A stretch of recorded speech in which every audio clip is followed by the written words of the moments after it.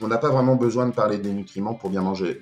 On a besoin de règles qualitatives, robustes, qui, en les appliquant, fera que naturellement, on remplira ses besoins nutritionnels. Mais vous pouvez tomber malade chronique en remplissant tous vos besoins nutritionnels. Ça a déjà été observé. Par exemple, si vous mangez que des aliments ultra transformés à 100%, qui sont, par exemple, enrichis en minéraux, fibres, vitamines, antioxydants, vous pouvez très bien remplir tous vos besoins nutritionnels, mais vous allez sans doute risquer de prendre du poids, de développer un foie gras humain, une stéatose hépatique ou un diabète de type 2 à long terme.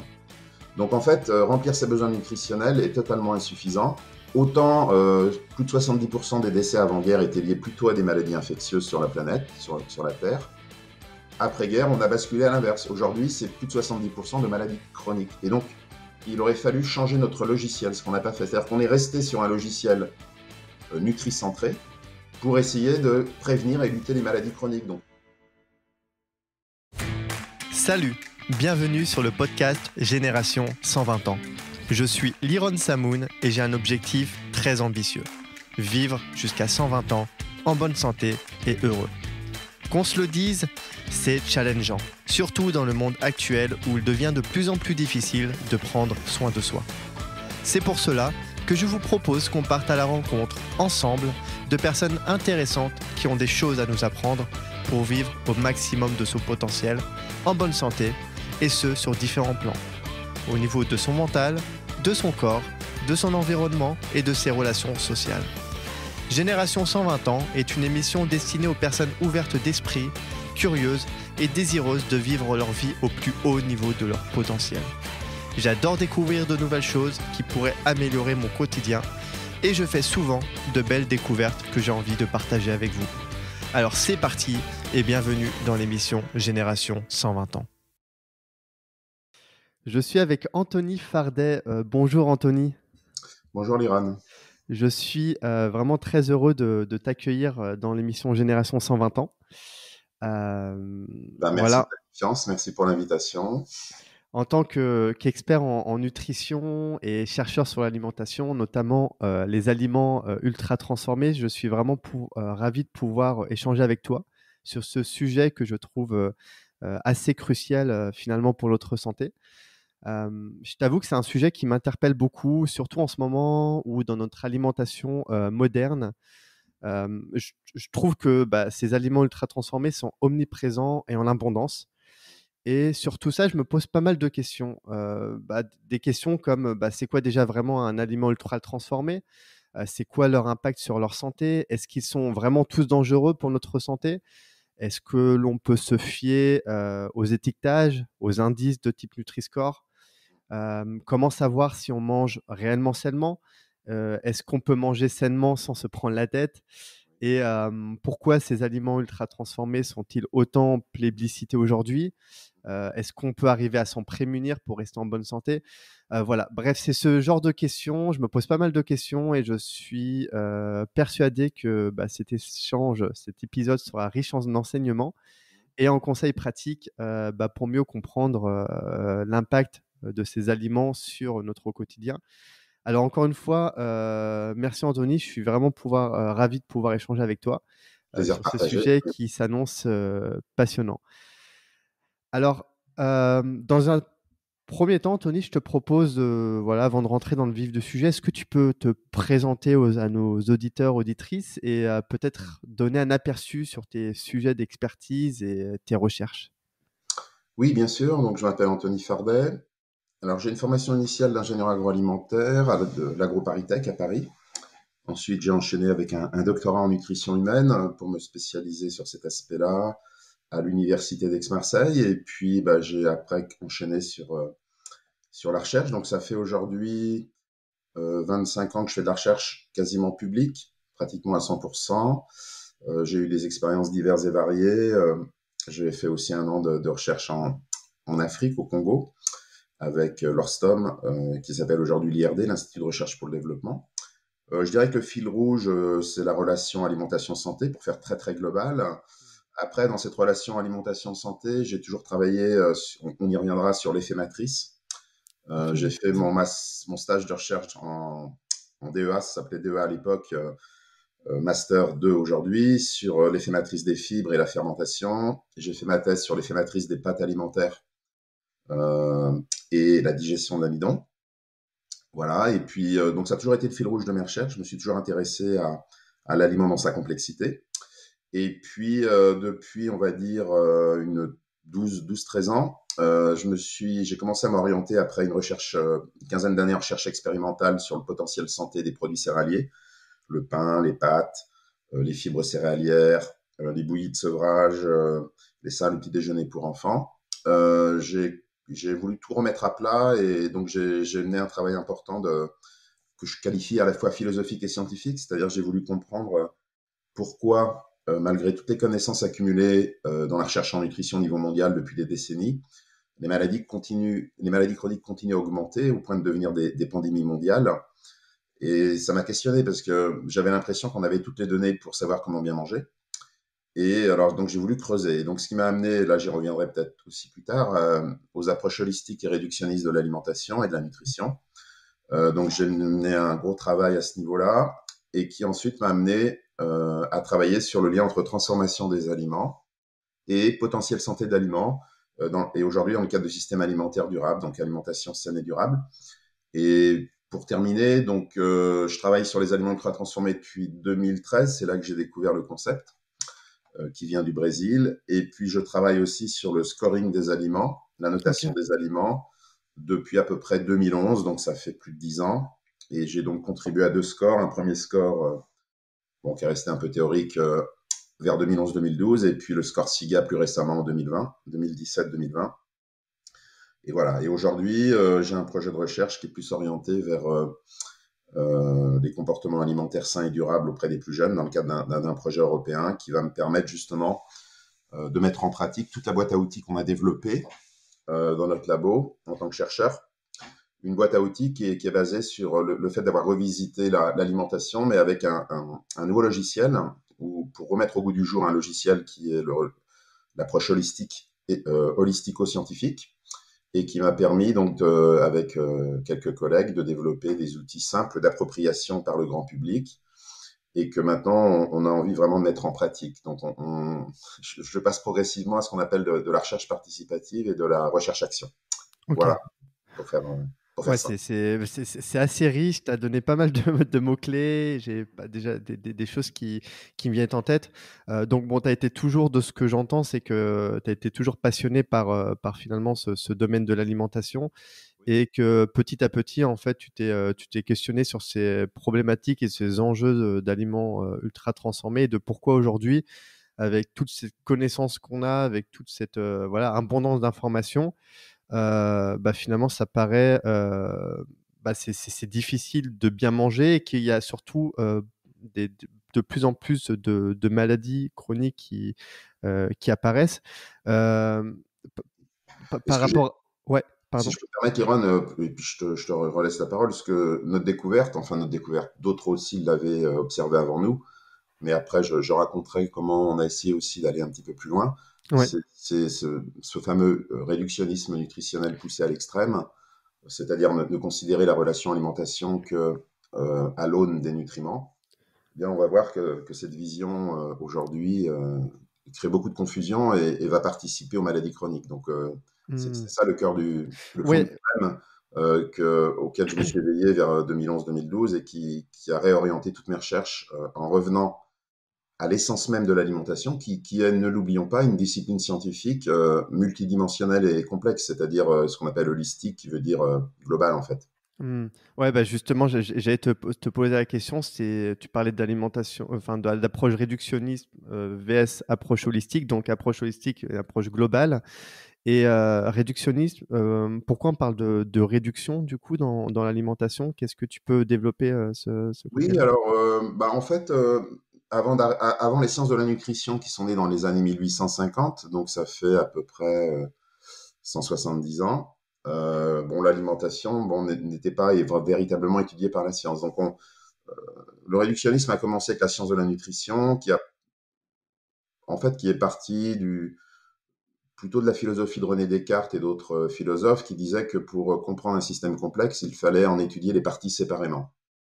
Donc c'est une démarche qui a fait ses preuves et appliquée à l'aliment qui a été très utile, puisqu'à partir de 1850, on va découvrir les calories, mais n'oublions pas que la calorie est un concept qui vient plutôt des sciences physiques ou chimiques, hein, qu'on retrouve dans les moteurs. Donc c'est déjà un concept qui vient de sciences réductionnistes. Et puis donc on a découvert les lipides, glucides, et puis évidemment la découverte des minéraux, des vitamines va être très utile parce que à plusieurs titres. D'abord, on va lutter contre les carences et les déficiences, kwashiorkor, beriberi, scorbut, marasme. Donc ça va être très utile, évidemment. Et puis ce qui est très utile, c'est qu'il est important de savoir de quoi est fait un aliment. Ça, c'est de toute façon, il fallait avoir cette connaissance. Donc ça va donner l'étape de composition alimentaire. On va définir les besoins nutritionnels de l'homme en certains nutriments. Donc tout ça est très utile. Mais on va voir que donc ça, c'est le premier stade de réduction, c'est-à-dire que l'étude des nutriments, de quoi est fait un aliment, le devenir métabolique des nutriments. Mais dans cette approche, on a oublié que les liens entre les nutriments dans l'aliment, les liens, qui est le mot-clé de l'approche holistique, hein, un système complexe, ce sont des parties reliées entre elles. On a oublié que le lien joue un rôle important. Donc on a fini par avoir un focus excessif sur les nutriments. Et donc, après tout, si l'aliment n'est qu'une somme de nutriments, et que les liens entre les nutriments ne comptent pas, eh bien, on peut très bien déconstruire l'aliment en ses parties constitutives, ses briques élémentaires. C'est ce qu'on va appeler le cracking alimentaire, où on va, après-guerre, accéder à des traitements technologiques beaucoup plus drastiques, beaucoup plus déstructurants pour l'aliment, où on isole carrément les nutriments de l'aliment. Donc, ça va donner l'ultra-transformation. Et puis ensuite, voilà, donc avec une vision que l'aliment est une somme de nutriments. Ensuite, on va avoir des produits allégés, des produits enrichis, mais toujours avec un focus sur les nutriments. Les repas en poudre, qui ne sont que des mélanges de nutriments. Et puis, le réductionnisme poussé à l'extrême peut nous faire manger des gélules en 2100 qui auraient tous les nutriments nécessaires. Mais ce qu'on va voir, c'est que d'avoir tous les nutriments nécessaires n'est pas suffisant pour rester en bonne santé si les nutriments sont apportés par des aliments de qualité globale médiocre. Donc, c'est ce qu'on appelle aussi les anglo-saxons le nutritionnisme ou nutritionnisme. Il y a des synonymes, hein, c'est nutrition réductionniste ou approche nutricentrée. C'est-à-dire qu'on veut tout expliquer par les nutriments, ce qui va donner les scores de composition, comme le Nutri-Score ou dans d'autres pays, le Traffic Light en Angleterre, le Health Star Rating Labeling System en Australie, le Nordic Keol dans les pays scandinaves. Voilà, donc toute cette approche avec un focus excessif sur les nutriments, après-guerre va être problématique parce que, et je terminerai là-dessus, c'est que les maladies chroniques sont multifactorielles. Donc, on ne peut pas prévenir des maladies qui sont multicausales, qui ont plein différentes causes, avec une approche réductionniste focalisée sur un nutriment. Un nutriment ne préviendra pas le développement d'une maladie chronique. Ça ne marche pas comme ça. Et donc, il aurait fallu changer de logiciel après-guerre avec l'arrivée des maladies chroniques. Comme elles sont multifactorielles, il aurait fallu revenir et compléter le réductionnisme avec l'approche holistique. Le réductionnisme était utile avant pour les maladies infectieuses et les carences, parce qu'une carence, on identifie une vitamine. Donc là, le réductionnisme est utile, puisqu'il suffit d'apporter la vitamine qui manque. C'est ce qui a été fait, ça a bien marché. Une maladie infectieuse, on identifie un micro-organisme. Donc on apporte une solution sur une cible.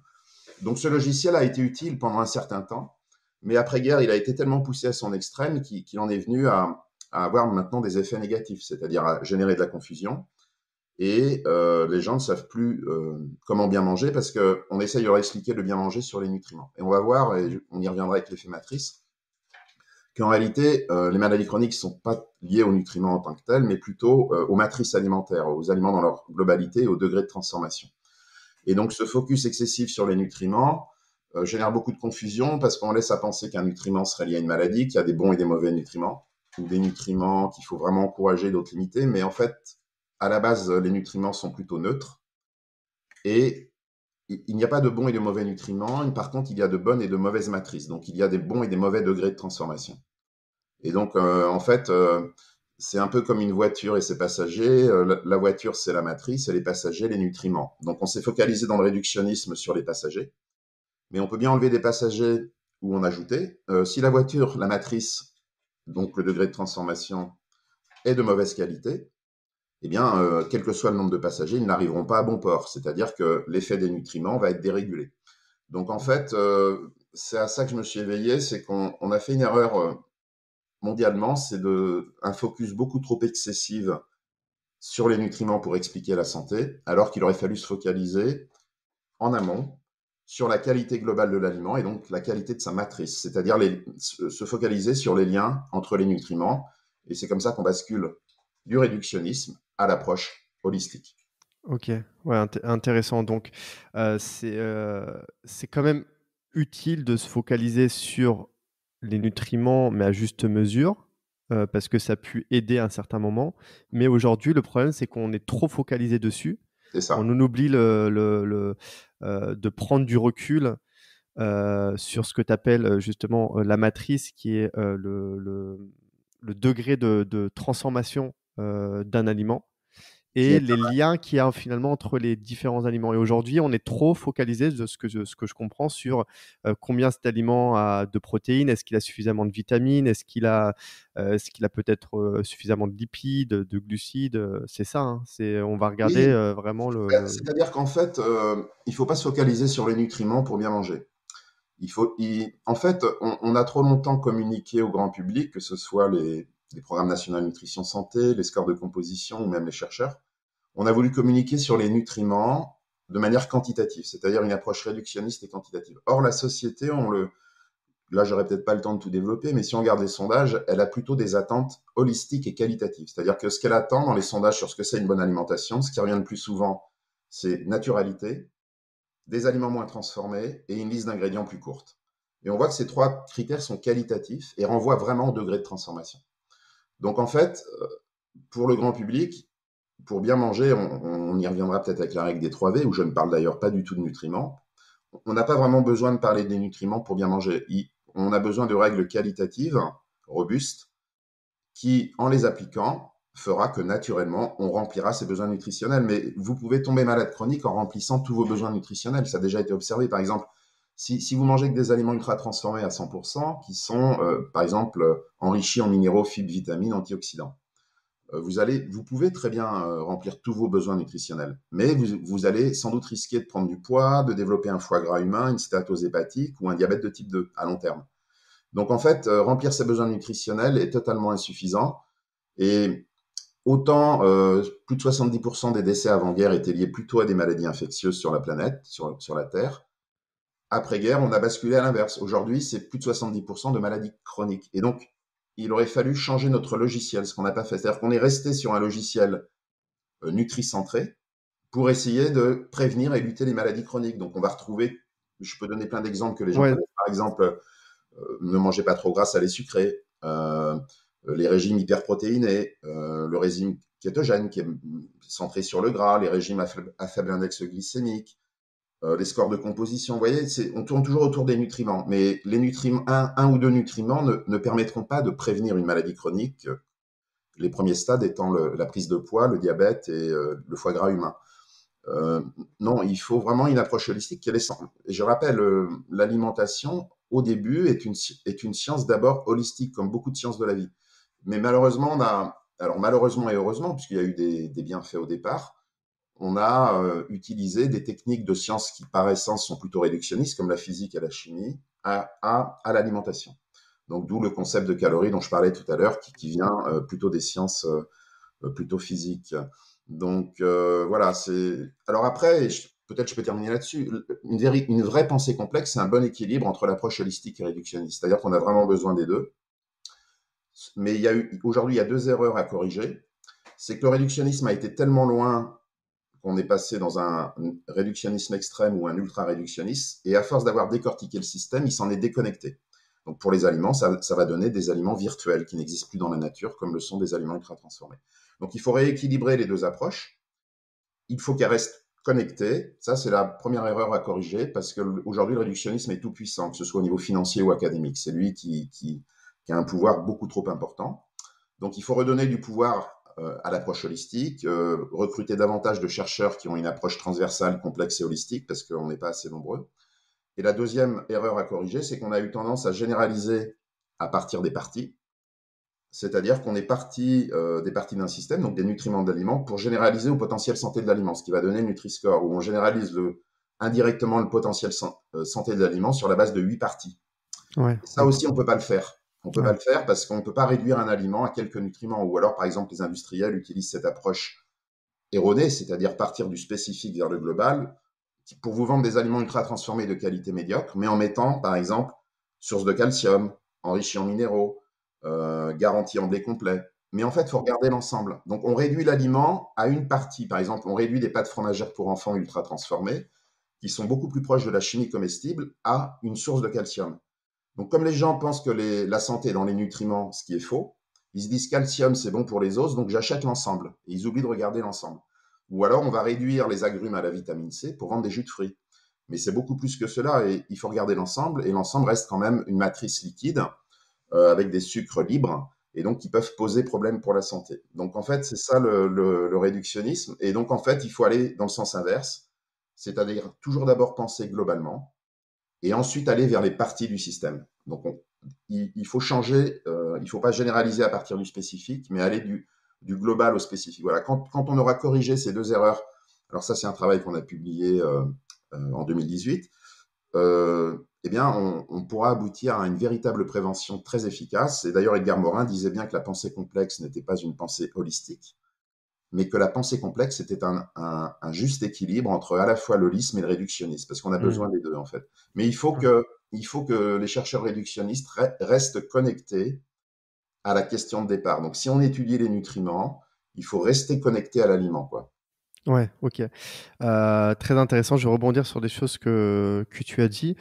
La 1re, c'est enfin, déjà, est-ce que tu parlais d'apparition de maladies chroniques? Est-ce que tu vois, vraiment enfin, certaines maladies chroniques qui n'existaient pas avant et qui apparaissent vraiment à cause de cette malnutrition, à cause de cette approche, réductionniste? Oui, bien sûr. En fait, les grandes maladies chroniques à grande échelle sont apparues dans les fin des années 50, début des années 60 aux États-Unis. C'est les maladies cardiovasculaires. C'est là vraiment que on a pris conscience de la proportion importante des premières maladies chroniques. Et justement, aux États-Unis, l'anecdote est intéressante, et je pense que certains de nos auditeurs la connaissent bien, c'est que le gouvernement, face à cette recrudescence, enfin à cette prévalence accrue de maladies cardiovasculaires, a demandé aux chercheurs de trouver la cause. Mais comme les chercheurs nutritionnistes avaient une approche réductionniste, hein, c'était notre éducation, c'était l'éducation à l'époque, hein, donc tu as Alexis Kay aux États-Unis qui a dit que c'était le gras qui était responsable, et à Londres, c'est un chercheur qui a dit que c'était le sucre. Alors, les lobbies des boissons sucrées qui étaient très forts aux États-Unis ont fait pression, et en fait, c'est le gras qui a fini par être accusé. Et on va retrouver ici la stigmatisation du gras. Et donc, le gouvernement a demandé à ces industriels de faire des produits allégés en gras. C'est ce qu'on a appelé la low fat campaign, la campagne des produits allégés en gras. Mais il a bien fallu, quand vous baissez le gras, comme l'aliment est un vase clos, il faut bien remplacer par quelque chose. Ou si vous ne remplacez pas par quelque chose, si le gras diminue, ça veut dire que les protéines et les glucides augmentent, puisque c'est un vase clos. Donc, ou alors on peut remplacer par autre chose. Donc, si on remplace, ils vont remplacer de plus en plus, notamment par des sucres raffinés et des céréales raffinées. Et c'est là que va naître l'obésité, en fait, au début des années 70, qui va devenir une pandémie mondiale. Donc non seulement on n'a pas véritablement résolu les maladies cardiovasculaires, mais on a surajouté une nouvelle maladie. Et cet exemple est très intéressant parce qu'il montre que, en voulant prévenir une maladie chronique sur la base d'un seul nutriment, ça ne marche pas. On voit bien là. Et en fait, c'est même pire que ça, c'est que d'abord, ça va stigmatiser le gras à tort, qui n'a été réhabilité dans les pays occidentaux que récemment. Ça va laisser à penser qu'il y a des bons et des mauvais nutriments, ce qui est faux. Et comme le gras a été stigmatisé, on va voir se développer tout un tas de produits de substitution ultra transformés. Par exemple, alors, pas tous. Au départ, il y a eu le lait demi-écrémé qui vient de là. On a fait du lait demi-écrémé parce qu'on pensait que le gras pouvait provoquer les maladies cardiovasculaires. Alors, il y a aussi une raison économique, hein, c'est que pour faire de la crème et du beurre, il faut bien que les gens mangent demi-écrémé. Si tout le monde mange du lait entier, on n'aura plus de crème. Ensuite, on va stigmatiser la viande, les acides gras saturés, le cholestérol, etc. On va faire des margarines végétales pour remplacer le beurre. Voilà. Et en fait, le problème n'était ni dans le gras ni dans le sucre, mais était dans une industrialisation croissante des aliments. C'était ça, en fait, la vraie cause, c'est-à-dire le degré de transformation. C'est-à-dire que, en fait, ils n'ont fait que remplacer des aliments qui commençaient à être ultra transformés par des aliments encore plus ultra transformés. Donc, évidemment, d'ailleurs, la plupart des produits allégés aujourd'hui sont ultra transformés parce que, si vous voulez, pour alléger ou même enrichir un produit, c'est bien qu'il y a eu une dégradation à la base, sinon on ne serait pas obligé de le faire. tous les aliments naturels et bruts ou peu transformés se suffisent à eux-mêmes. On n'a pas besoin d'alléger un avocat en gras ni de l'enrichir en vitamines. Donc voilà un peu comment tout ça va s'enchaîner. Et évidemment, les maladies chroniques vont continuer à progresser parce que, avec cette approche réductionniste poussée à l'extrême et en voulant expliquer par les nutriments, alors que c'est pas par les nutriments qu'il fallait expliquer les maladies chroniques, eh bien, on génère beaucoup de confusion. Le gras a été stigmatisé, ensuite il est réhabilité, les saturés ont été stigmatisés. Maintenant, on dit qu'il y a des saturés qui sont peut-être bénéfiques. Mais ce qu'on oublie, c'est qu'en fait, le potentiel santé de tous ces nutriments va d'abord dépendre de la qualité de la matrice et du degré de transformation de l'aliment. Ok. Intéressant. Donc, ce serait pas mal de pouvoir donner du coup une définition de qu'est-ce qu'un aliment ultra transformé. Est-ce que finalement c'est un aliment qu'on ne retrouve pas dans la nature, qui n'est pas brut? À partir du moment où on ne le retrouve pas dans la nature, c'est un aliment ultra transformé? Comment Oui et non. Alors, c'est-à-dire, pour faire simple, un aliment ultra transformé doit, pour une définition très simple, c'est un aliment qui contient au moins un marqueur d'ultra transformation. Ça, c'est le terme qu'on a utilisé avec SIGA, les MUT et mutés.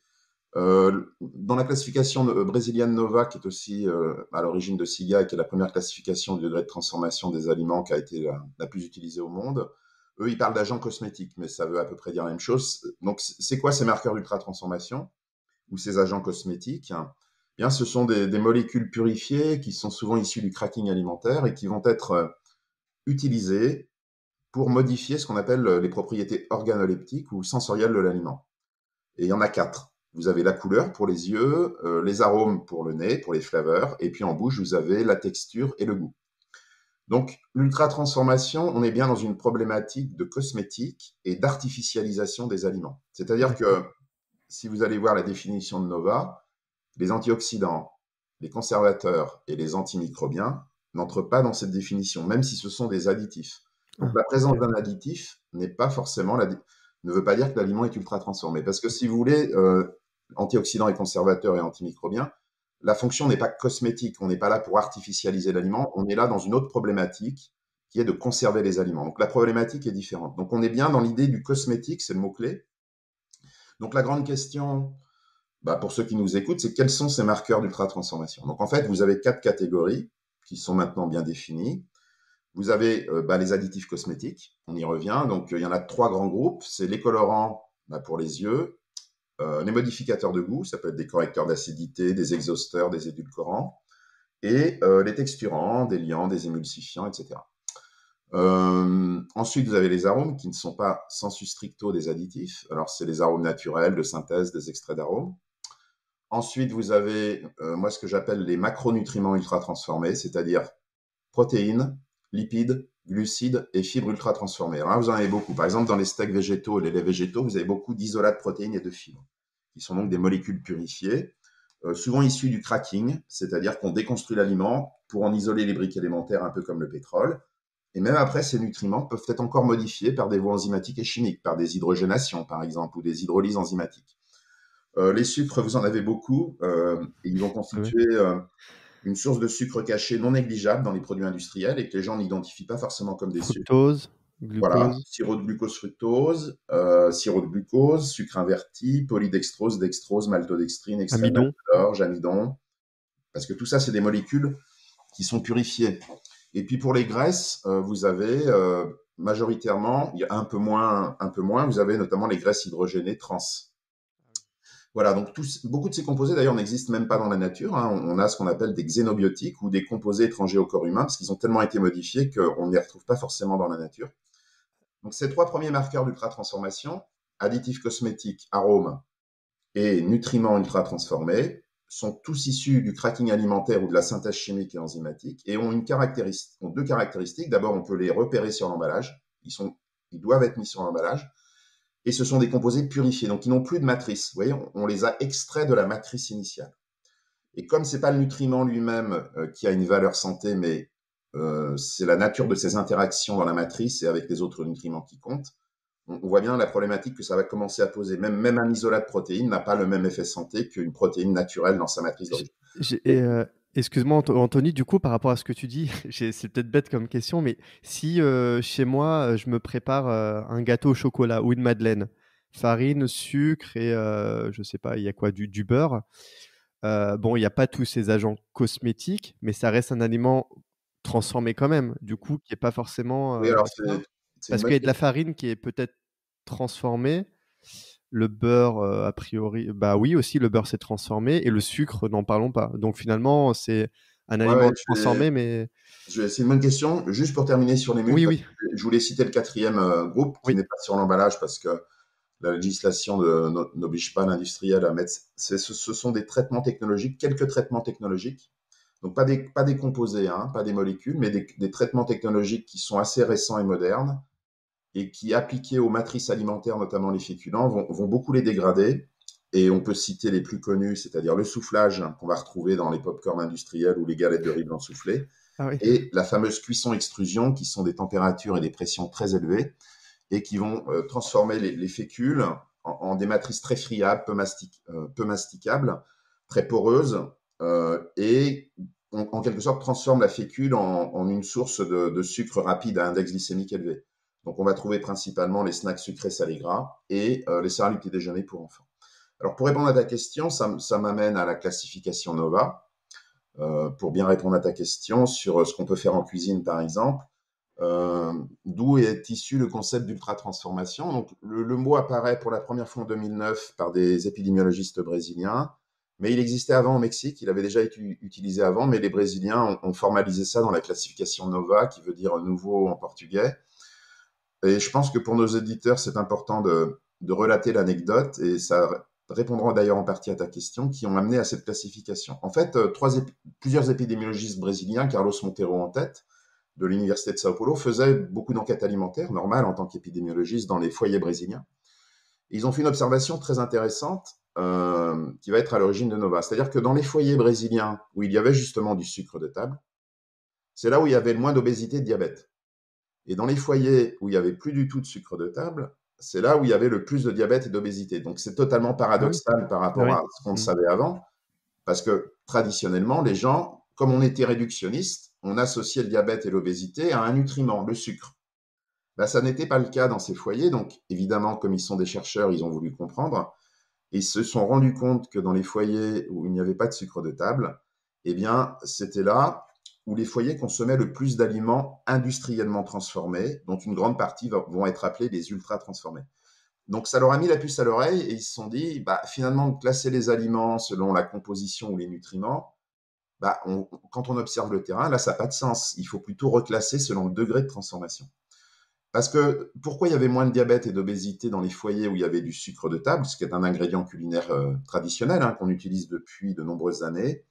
Bien parce que c'était le signe indirect que ces foyers continuaient à cuisiner eux-mêmes. S'il y avait du sucre de table, Ah c'était oui. l'indicateur qu'ils cuisinaient eux-mêmes, qu'ils avaient un ingrédient culinaire. Et donc, qu'ils cuisinaient des aliments bruts. Et donc, ça va donner Nova avec les aliments Nova 1 qui sont peu ou pas transformés, où il n'y a qu'un aliment. C'est à vous acheter un poisson frais, vous achetez de la viande fraîche, des fruits et légumes frais, par exemple, mais c'est mono-ingrédients.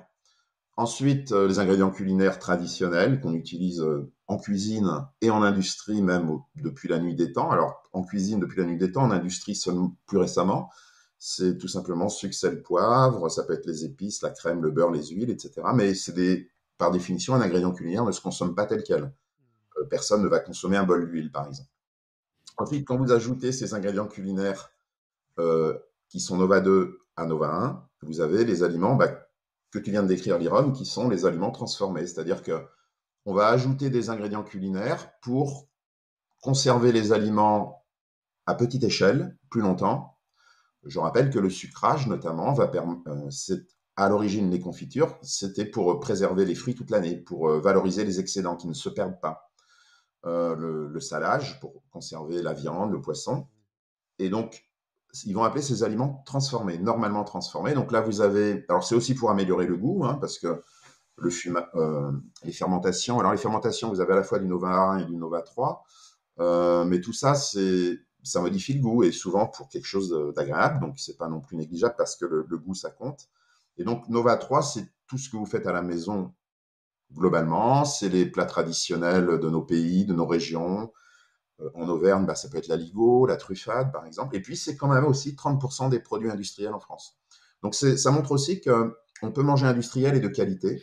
Ouais, c'est puisqu'une partie n'est non ultra transformée. Et le dernier groupe dont on parlait, l'ultra transformation, donc ils se sont rendus compte qu'il y avait des aliments dans les cuisines, justement, où il y avait plus d'obésité et de diabète, qui ressemblaient au groupe 3, c'est-à-dire transformés, mais avec des listes d'ingrédients 2 à 3 fois plus longues. Et ils ont appelé ces ingrédients d'origine strictement industrielle des agents cosmétiques, parce qu'ils se sont rendus compte qu'ils étaient utilisés pour modifier les propriétés organoleptiques et sensorielles, parce qu'en fait, c'est très rentable d'optimiser ces propriétés. C'est ce qui nous fait acheter un produit. Et donc, en fait, ils se sont rendus compte, par exemple, que les céréales petit déjeuner pour enfants et le pain de mie se substituaient progressivement au vrai pain, c'est-à-dire Nova 4 remplaçait le pain Nova 3, le soda Nova 4 ultra transformé remplaçait l'eau en Amérique du Sud. Aujourd'hui, on voit d'ailleurs ce qu'on appelle les Coca Baby, c'est-à-dire ah oui. de plus en plus de parents qui donnent du Coca-Cola dans les biberons.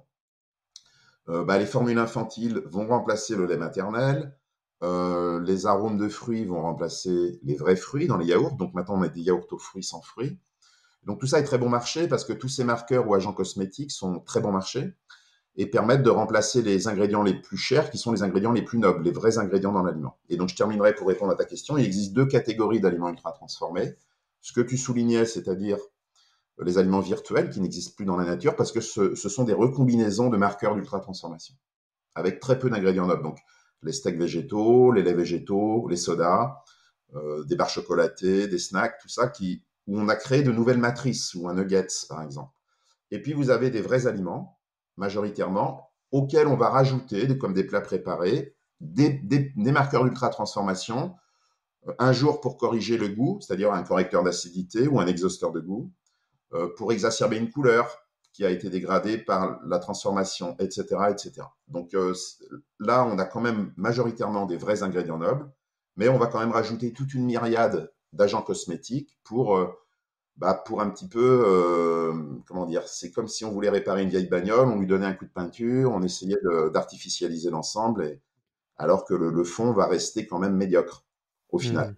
OK. Donc on a quand même une échelle au sein des aliments ultra transformés, on a une échelle on va dire de gravité ou en tout cas de degré de transformation et il sera toujours préférable de manger un aliment transformé mais avec très peu de choses qu'un aliment, où il y a vraiment rien de naturel dedans, quoi, Oui, pour c'est le coup. vrai. Alors, c'est un peu la distinction que nous, on a voulu faire avec l'application SIGA et le score SIGA qui est dérivé de Nova, mais on a voulu intégrer des critères scientifiques supplémentaires. Et justement, dans les ultra transformés pour l'application, on a fait 3 groupes parce qu'on pense qu'un aliment qui ne contient qu'un marqueur, donc qui est à la base plutôt des vrais ingrédients auxquels on va juste ajouter un marqueur, doit être quand même différencié, par exemple, d'un steak végétal qui n'est que des marqueurs, que des mutes, c'est-à-dire où ce n'est qu'une recombinaison de marqueurs d'ultra transformation. On peut en trouver jusqu'à 15 parfois.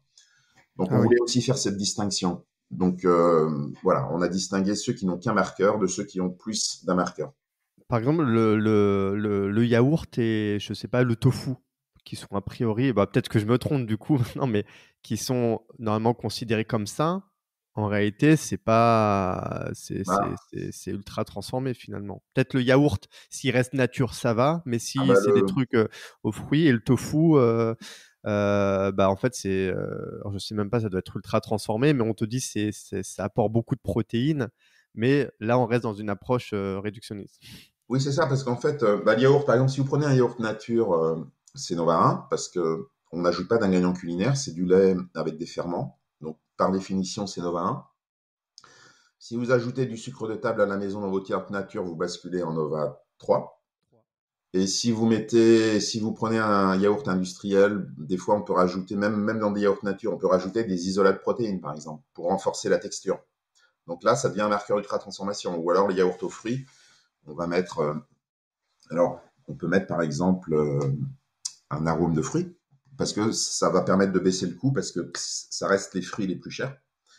Ou on peut mettre un texturant, un émulsifiant, enfin il y a plein de façons, ou un colorant pour renforcer un arôme et un colorant pour donner, ce sera par exemple un yaourt aux fraises, ce sera de la fausse fraise avec l'arôme et le colorant.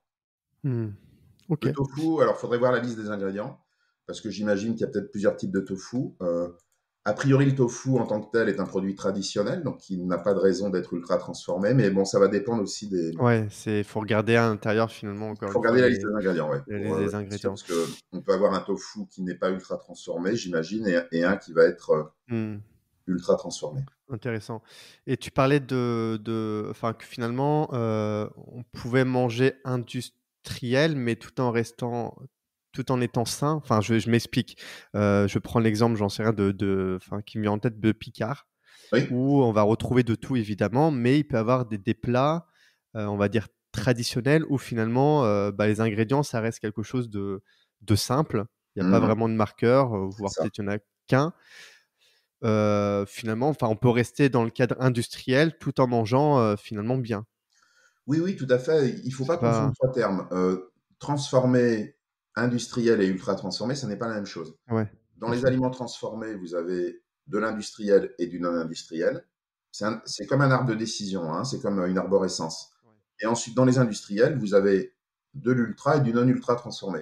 Et le non ultra transformé, nous on a publié avec SIGA sur plusieurs milliers d'aliments représentatifs de l'offre en GMS, en France, en grande et moyenne surface, que c'est à peu près 30%. Ça dépend un peu de nos études, mais on varie entre 67 et 73%, donc un peu plus des deux tiers, presque trois quarts sont ultra transformés, et donc il reste 30% de non ultra transformés. Et dans ces 30%, vous pouvez avoir des produits surgelés. Bon, les produits industriels pour nous, c'était des produits étiquetés emballés avec un code barre, hein, tout simplement. Donc dans ces produits, bah, vous pouvez avoir des produits, des légumes surgelés, des fruits congelés, vous pouvez avoir des yaourts nature, il y a même des fromages industriels qui ne sont pas ultra transformés. Si vous achetez une boîte de lentilles, par exemple, dans un carton avec un code barre, c'est un produit industriel, mais qui n'est absolument pas ultra transformé. Il y a des conserves qui ne sont pas ultra transformées. Enfin, Alors voilà. je pense à des plats, hein, par exemple, j'en sais rien, bœuf bourguignon, qu'on pourrait trouver. Bah, derrière, peut-être, bah, il y a du bœuf, il y a des pommes de terre, des carottes, peut-être du sucre, du sel, et c'est tout. Enfin, il y a sûrement d'autres choses, mais Oui, oui, on doit pouvoir trouver. Alors après, bon, c'est toujours pareil, il faut regarder les listes d'ingrédients. Donc ouais. souvent les plats préparés, quand même, on finit toujours par trouver quelques marqueurs d'ultra transformation. Mais après, si vous achetez un produit qui est plus traditionnel ou ce qu'on appelle des petites entreprises qui développent une offre alimentaire un peu plus réduite, mais souvent non ultra transformée. Par exemple, moi j'ai découvert un riz au lait industriel qui n'est pas ultra transformé, mais qui est pourtant bien fait de manière industrielle, c'est-à-dire du riz bio de Camargue, du sucre non raffiné, de la gousse de vanille et non d'extrait ou d'arôme de vanille, et puis du lait bio. OK. Et voilà, et donc là, bon, on est dans l'industriel de qualité, donc il faut faire attention de ne pas faire une équation erronée que malheureusement des fois je vois trop souvent. C'est un aliment transformé forcément industriel et c'est forcément pas bon, ça n'est pas Ouais, vrai. c'est vrai. Mmh. On peut très bien manger industriel de qualité, je pense qu'on a même besoin de l'industrie, mais l'ultra transformation, on a été trop loin, c'est-à-dire que c'est une déviation de l'industrialisation de nos aliments. Et donc il faut revenir en arrière et si possible, dans une approche gagnant-gagnant, travailler avec les industriels et leur dire il faut préserver les matrices alimentaires, c'est-à-dire il est tout à fait possible de faire des produits industriels qui ne soient pas forcément ultra transformés. Biocop, par exemple, y arrive, donc c'est tout à fait possible. Ça, c'est le message à faire passer et peut-être il faut développer des solutions industrielles différentes, des traitements moins drastiques, et puis trouver des solutions innovantes. Ouais, bah, après la question, c'est est-ce que c'est vraiment possible? Est-ce qu'il y a un intérêt à faire ça? Bon, peut-être on pourra en toucher un mot, vers la fin de l'épisode. Je me posais la question à partir de quand, ou à quelle fréquence, en fait, un aliment, alors ultra transformé peut avoir un impact sur la santé? Je sais pas, par exemple, je mange sainement de façon globale, ou une personne va manger sainement, on va dire, je sais pas, on va dire 5 jours sur 7, 6 jours sur 7, mais le dernier jour, il va manger, 1 ou 2 aliments ultra transformés. Est-ce que ça reste dérisoire et finalement il y a aucun impact, ou il y a quand même un impact qui, je sais pas si Alors, c'est facilement on peut répondre alors si, facilement à si, cette question, mais deux éléments de réponse, c'est une question importante qui n'est pas évidente. Alors, après, donc il y a aujourd'hui, on a même dépassé les 170 études d'épidémiologie au niveau mondial, donc c'est devenu un sujet de recherche mondial. Et donc dans ces études, en fait, ils comparent les gros et les petits consommateurs, pour faire simple, ou alors les gros consommateurs et ceux qui n'en consomment pas du tout. Donc ils font ce qu'on appelle ils divisent la population en quartiles ou en quintiles, et en comparant les gros et les petits consommateurs, ils calculent un risque relatif de la maladie chronique, de la prévalence de la maladie chronique. ouais. Donc pour les gros consommateurs, la plupart des études montrent un risque accru de maladie chronique et de mortalité précoce. Donc, mais malheureusement, toutes ces études, quand elles font les gros et les petits, utilisent pas forcément les mêmes niveaux de pourcentage ultra transformés. Dans une étude, les gros consommateurs, ça va être plus de 30% des calories, et dans une autre, ça va être plus de 20%, par exemple, ou plus de 40, ou plus de 50. Donc, c'est toujours difficile. On a voulu faire ce travail dans la règle des 3V, si on a l'occasion d'en parler, Ouais, pour la carrément. règle vraie, où on s'est dit quel pourrait être le seuil de produits ultra transformés à ne pas dépasser. Donc, on a pris à l'époque, quand on les avait élaborés, le plus d'études, c'était dans l'obésité et le surpoids, le gain de poids. Et en prenant toutes les études, on arrivait à un seuil de précaution qui peut évoluer en fonction de nouvelles études, de à peu près 15% de calories maximum par jour, d'ultra transformés, c'est-à-dire 1 à 2 produits par jour. Alors, j'ai vu des anglo-saxons sur Internet, des chercheurs ou des médecins qui disaient qu'il faudrait même pas dépasser 10%. Donc voilà, pour l'instant, on n'a pas d'études qui comparent des gens qui n'en mangeraient qu'un par jour et d'autres zéro, c'est-à-dire 0 versus 1. Parce que si on avait cette étude et que l'étude qui montrait que même en mangeant qu'un, on a un risque significativement plus élevé de maladie chronique, il faudrait dire 0. Eh Mais oui. cette étude n'existe pas. Donc aujourd'hui, je pense, en attendant d'autres études, il semblerait que la fourchette puisse tourner effectivement autour de 10-15% de calories par jour, ce qui, selon les produits évidemment, fait à peu près 1 à 2 produits par jour. Mais donc là, on est plutôt dans des aliments ultra transformés qui sont l'exception, qui sont utilisés comme produits de niche, pour dépanner, en déplacement, parce qu'on ne peut pas faire autrement, enfin voilà.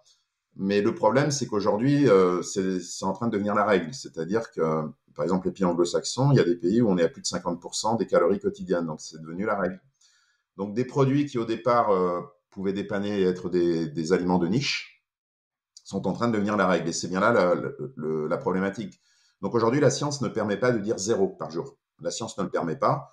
Et je pense que l'ultra-transformation peut jouer des rôles dans des situations très particulières. Peut-être, par exemple, la nutrition dans l'espace, la nutrition des sports de l'extrême, où on a besoin de condenser beaucoup pour pas que ça pèse trop lourd, on a besoin de condenser l'aliment dans des portions, des rations optimisées, donc pourquoi pas. Et après, dans le curatif, c'est un autre problème. Là, je parle que du préventif, mais dans le curatif, l'ultra-transformation peut jouer un rôle, comme la nutrition entérale et parentérale, pour des gens qui ont des insuffisances pancréatiques sévères et qui ne peuvent plus, justement, déconstruire les matrices alimentaires. Donc, dans le curatif, on est dans une autre problématique. Voilà. Ouais. Intéressant. Ouais, parce que c'est vrai que des fois, on peut manger sainement et de temps en temps, on se dit: «Bon allez, je vais prendre, un petit extra, un petit truc sucré ou un petit truc», ouais, ça fait le plaisir, mais c'est vrai que je me pose la question de est-ce que finalement ça saccage tous les efforts et est-ce que ça a un impact, négatif? Bon, Non, non. de ce que je Si, comprends, si c'est qu'on ne sait pas, quoi. l'alimentation, voilà, si l'alimentation est globalement équilibrée, nous, ce qu'on a appelé la règle des 3V, c'est-à-dire majoritairement végétale, majoritairement non ultra transformée, la plus variée possible. Si vous consommez de temps en temps des produits ultra transformés, il n'y a absolument aucun problème. Enfin, pour l'instant, voilà, il y a pas de souci. Donc, l'idée, c'est, comme souvent en alimentation ou en nutrition, mais je préfère parler d'alimentation s'il y a le mot aliment qui est plus holistique, c'est toujours une question de proportion. Donc, en fait, voilà, si vous en consommez un de temps en temps, il y a vraiment aucun souci à se faire et il n'y a aucune inquiétude à avoir. Mmh. OK.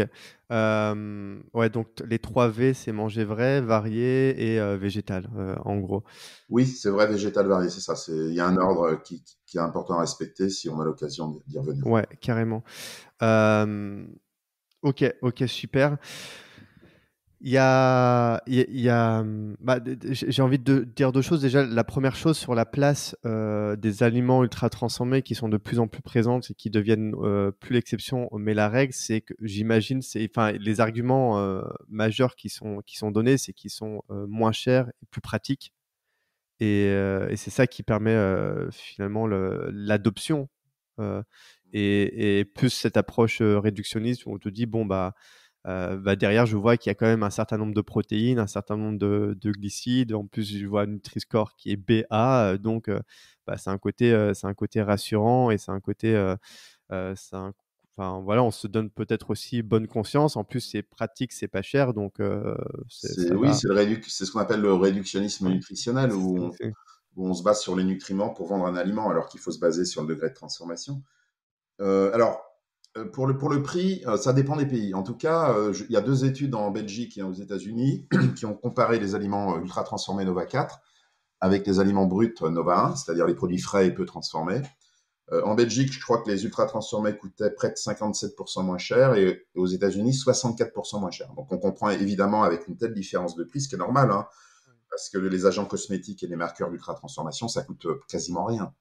Je rappelle qu'un sirop de glucose, c'est 10 fois moins cher qu'un sucre de table ou qu'un arôme de fruits, ça coûte beaucoup moins cher que du fruit.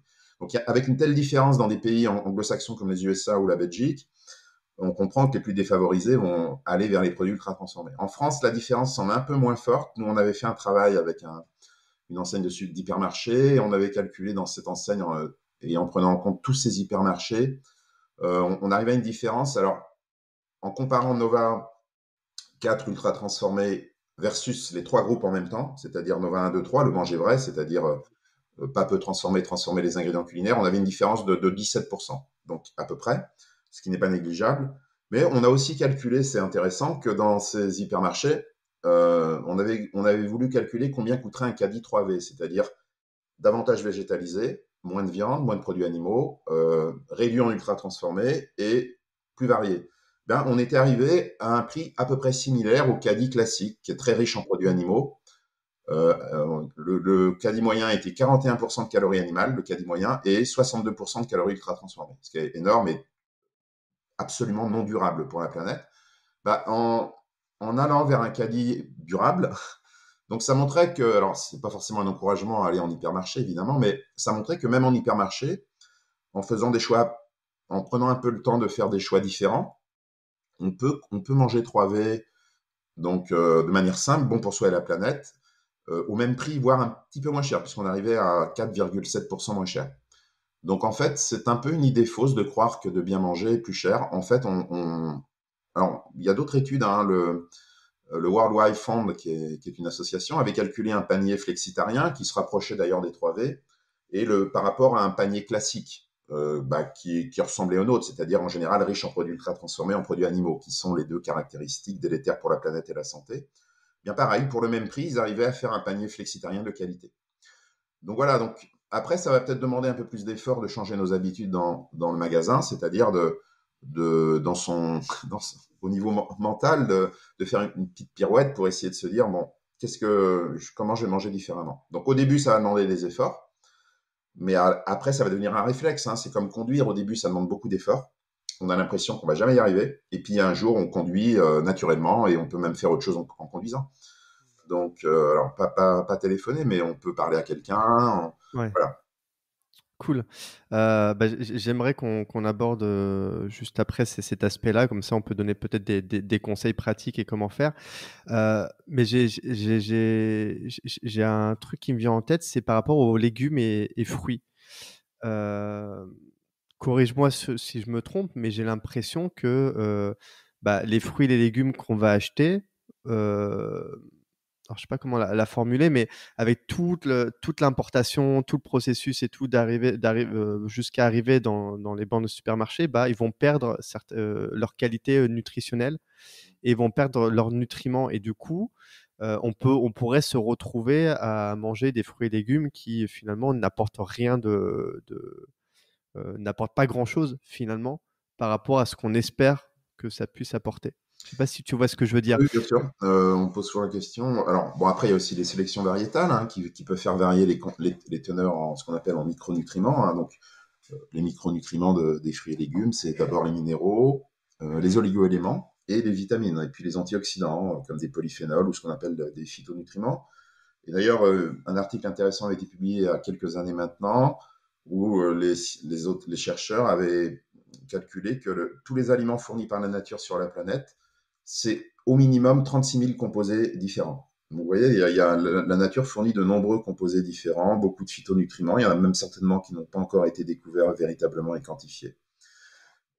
Tu poses la question de la perte de ces nutriments, de ce qu'on appelle la densité nutritionnelle. La densité nutritionnelle d'un aliment, c'est justement sa teneur en composés Voilà, bioactifs ouais. autres que les macronutriments, c'est-à-dire glucides, lipides et protéines. Alors après, de toute façon, toute transformation va, d'une manière ou d'une autre, altérer cette densité nutritionnelle, hein. Que ce soit des traitements thermiques, mécaniques, ou même le fait de prendre une pomme et de la stocker, le fait de la stocker selon les conditions de stockage, elle peut aussi perdre des vitamines Ah oui. sous l'influence de la lumière. Donc, je pense la vraie question, de toute façon, tout traitement va modifier la matrice alimentaire et sa densité nutritionnelle d'une manière ou d'une autre. Donc, la question, nous, plutôt pour les scientifiques, c'est pas tant la transformation que le degré de transformation qui reste compatible avec la santé humaine. Je m'explique.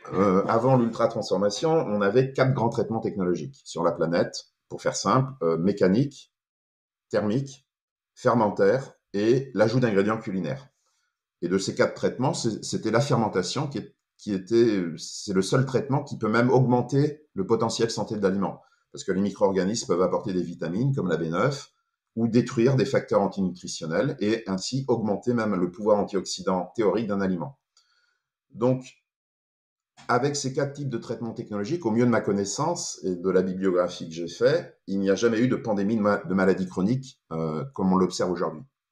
Donc ça veut dire que même si on dégradait les matrices par des traitements mécaniques ou thermiques, même si on diminuait les teneurs en minéraux et vitamines par des traitements thermiques, mécaniques, comme éventuellement le raffinage, ça n'avait pas l'impact qu'ont eu l'ultra-transformation, où là on va beaucoup plus loin, c'est-à-dire qu'on va jusqu'à déconstruire la matrice. Les traitements, là, les 4 que j'ai cités, on ne déconstruit pas la matrice au point d'en isoler les briques élémentaires. C'est de là que vient le mot ultra. Et en fait, à la réponse des chercheurs, quel est le degré de transformation compatible avec la santé et in extenso la santé globale, planétaire, eh bien c'est l'ultra-transformation qui n'est plus compatible. Donc après, pour ceux qui mangent déjà vrai et qui ne mangent pas ultra-transformé, on peut se poser effectivement ce type de questions.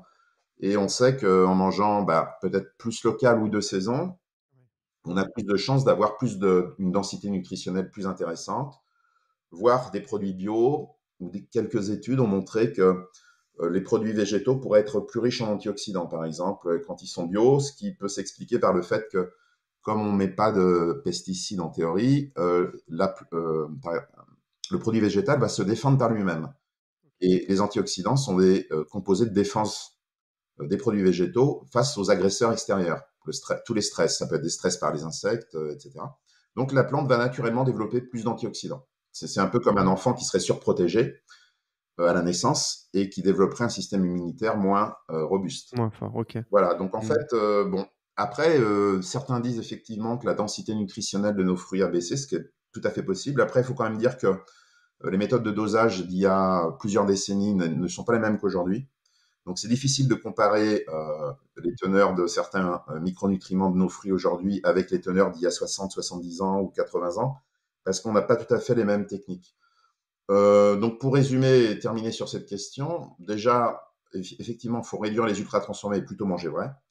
Et après, dans le manger vrai, on peut se poser certaines questions intéressantes qui sont des critères scientifiques, c'est-à-dire choisir la meilleure densité nutritionnelle, donc plutôt des produits bio, locaux et de saison.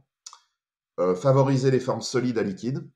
Donc si votre seule façon de consommer des fruits et légumes, c'est des jus de fruits et des extracteurs de jus, ça n'est pas l'idéal parce que notre organisme a été façonné pour mastiquer et digérer, donc pour des formes solides. Donc le jus doit être l'exception et la forme solide la règle. Évidemment, favoriser les céréales complètes à raffiner ou semi-complètes à raffiner, ou les féculents plutôt complets, semi-complets à raffiner. Là aussi, on a des études scientifiques intéressantes. Par exemple, les gros consommateurs de riz blanc sur des populations asiatiques ont des risques de diabète plus élevés que ceux qui consomment du riz complet ou brun.